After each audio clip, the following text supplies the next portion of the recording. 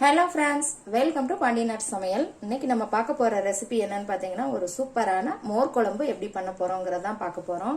இது நிறைய பேர் ஹோட்டல்ல சாப்பிடுவீங்க விரும்பி. இதை நம்ம வீட்லயே சூப்பரா இன்னைக்கு செய்யலாம். இப்போ வாங்க இதை எப்படி பண்ணலாங்கிறத பார்க்கலாம். இன்னைக்கு நான் மோர் குழம்புக்கு வெள்ளை பூசணிக்காய் எடுத்துருக்கிறேங்க. அதை தோல் சீவிட்டு இந்த மாதிரி நான் கட் பண்ணி எடுத்துருக்கிறேன். இதே மாதிரி நீங்க கிளீன் பண்ணி எடுத்துக்கோங்க.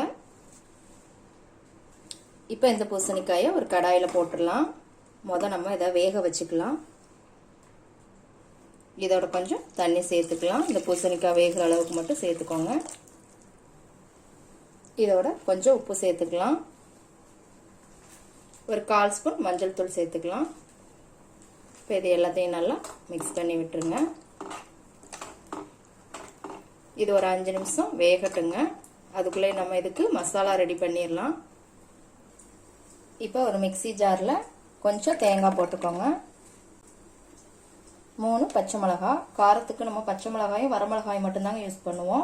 அதனால உங்களுக்கு காரம் ஜாஸ்தி வேணும்னா நீங்கள் பச்சை மிளகாயை ஜாஸ்தி பண்ணிக்கலாம். ஒரு துண்டு இஞ்சி, கொஞ்சம் கருவேப்பிலை,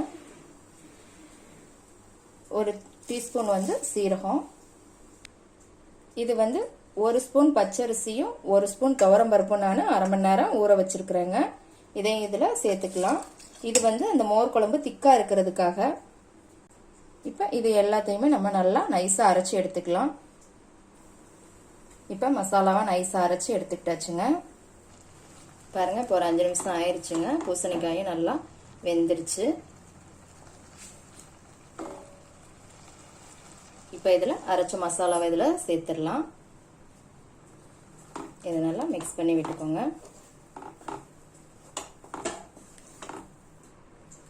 இதோட கொஞ்சமாக தண்ணி சேர்த்து கொதிக்க விட்டுக்கலாம்.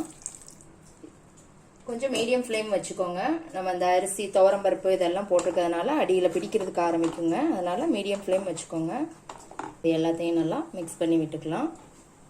தண்ணி கொஞ்சம் நல்லாவே விட்டுக்கோங்க. இது கொதிக்க கொதிக்க நல்லா திக்காயிருங்க உங்களுக்கு. இப்போ இதில் கொஞ்சம் உப்பு போட்டுக்கலாம். நம்ம பூசணிக்காய்க்கு மட்டும்தான் போட்டோம். இன்னும் கொஞ்சம் சேர்த்துக்கலாம். இப்போ இது ஒரு 2 நிமிஷத்துக்கு நல்லா கொதிக்கட்டும். பாருங்க, 2 நிமிஷம் ஆயிடுச்சு. நல்லா கொதிச்சிருச்சு. இப்போ இதில் நம்ம தயிர் சேர்த்துடலாம். தயிர் ரொம்ப தண்ணியாகவும் இருக்கக்கூடாது, ரொம்ப திக்காகவும் இருக்கக்கூடாதுங்க. இந்த அளவுக்கு இருக்கணும். அதே மாதிரி நல்லா அடிச்சு விட்டுருங்க தயிரை. தயிர் ஊற்றுனதுக்கப்புறம் ரொம்ப நேரம் கொதி விடக்கூடாதுங்க. ஒரே ஒரு கொதி வரவுமே அப்படியே இறக்கிடணும்.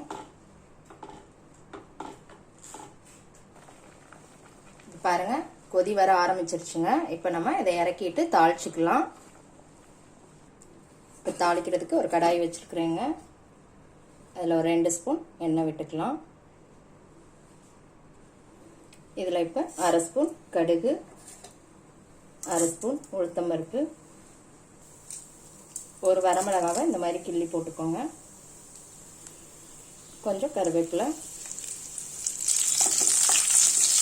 அது நல்லா பொரியட்டும். இப்போ இதோட ஒரு 1/4 ஸ்பூன் பெருங்காயத்தூள் போட்டுக்கோங்க. நல்லா பொரிஞ்சிடுச்சுங்க. கேஸ் ஆஃப் பண்ணிடலாம். இப்போ இந்த மோர் குழம்புல இதை ஊற்றிடலாம். பொரிஞ்சிடுச்சுங்க கேஸ். அவ்வளோதாங்க, சூப்பரான மோர் குழம்பு ரெடி ஆயிடுச்சு. பாருங்கள் எவ்வளோ சூப்பராக இருக்குதுன்ட்டு. கண்டிப்பாக ட்ரை பண்ணி பாருங்கள். எப்படி இருக்குன்னு ட்ரை பண்ணி பார்த்துட்டு கமெண்ட்டில் போடுங்க. லைக் பண்ணுங்கள், ஷேர் பண்ணுங்கள், சப்ஸ்கிரைப் பண்ணுங்கள். கூடவே பெல் ஐக்கான் பட்டனையும் அமுக்குங்க. மறுபடியும் வேற ஒரு ரெசிபியோட சந்திக்கலாம் ஃப்ரெண்ட்ஸ். அன்போடு சமைத்து ஆனந்தமாய் உண்டு இன்பமாய் வாழுங்கள். வாழ்க வளமுடன்.